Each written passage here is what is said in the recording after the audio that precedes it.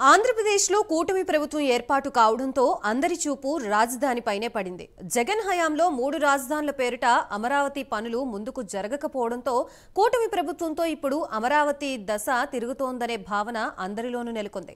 తాజాగా రాజధాని అమరావతికి రాష్ట్రంలోని ఇతర ప్రాంతాలు, ఇతర రాష్ట్రాలతో అనుసంధానించే పలు రహదారుల ప్రాజెక్టులకు కేంద్ర ప్రభుత్వం ప్రాథమికంగా ఆమోదం తెలిపింది.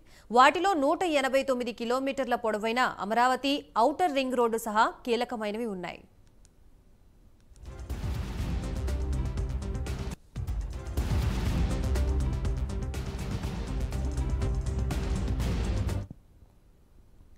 అమరావతి ఓఆర్ఆర్ సిఆర్డీఏలోని 87 గ్రామాలతో కూడిన 22 మండలాల గుండా వెళుతోంది. కాగా ఈ నిర్మాణంలో 3 సొరంగాలు, 14 వంతెనలు, 78 అండర్ పాస్లు, 11 ప్యాకేజీలతో 3 దశల్లో నిర్మాణ పురోగతి ఉండనున్నట్లుగా తెలుస్తోంది. సిఆర్డీఏ ద్వారా రాజధాని ప్రాంతాలైన విజయవాడ, గుంటూరు మరియు అమరావతి నగరాల్ని విలీనం చేస్తూ ఈ ప్రాంతమంతా ఒక మెగా సిటీగా ఎదగడంలో ఇది కీలక పాత్ర పోషిస్తోంది. ప్రధాన ఎక్స్ప్రెస్ వేలు, జాతీయ రహదారులు, రాష్ట్ర రహదారులు, ఇతర అనుసంధాన రహదారులు మచిలీపట్నం ఓడరేవుకి అనుసంధానం చేయడం ద్వారా మెరుగైన కనెక్టివిటీ అందిస్తోంది. రాష్ట్రంలో ఒక సరికొత్త పారిశ్రామిక విప్లవానికి శ్రీకారం కానుంది.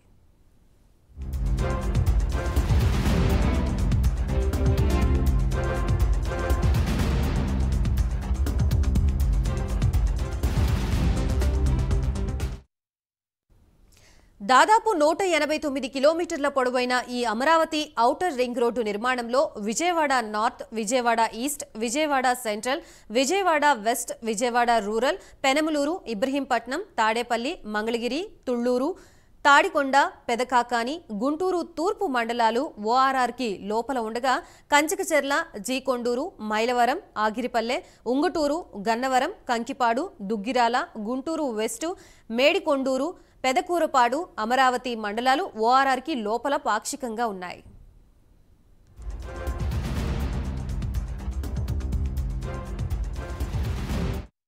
ఇక ఇదే ప్రతిపాదిత ఓఆర్ఆర్కి తెనాలి 7 కిలోమీటర్లు, ఉయ్యూరు 8 కిలోమీటర్లు, నూజివీడు 15, నందిగామ 16, గుడివాడ 18, పొన్నూరు 19, సత్తెనపల్లి 24, చిలకలూరుపేట 29, ఏలూరు 32, మదిర 32, నర్సరావుపేట 35, బాపట్ల 40, మచిలీపట్నం 41, రేపల్లె 43, తిరువూరు 44, జగ్గేపేట 45, నిజాంపట్నం 46, కైకులూరు 51, పిడుగురాళ్ల 55, చీరాల 57, అద్దంకి 72 కిలోమీటర్ల పరిధిలో ఉన్నాయి.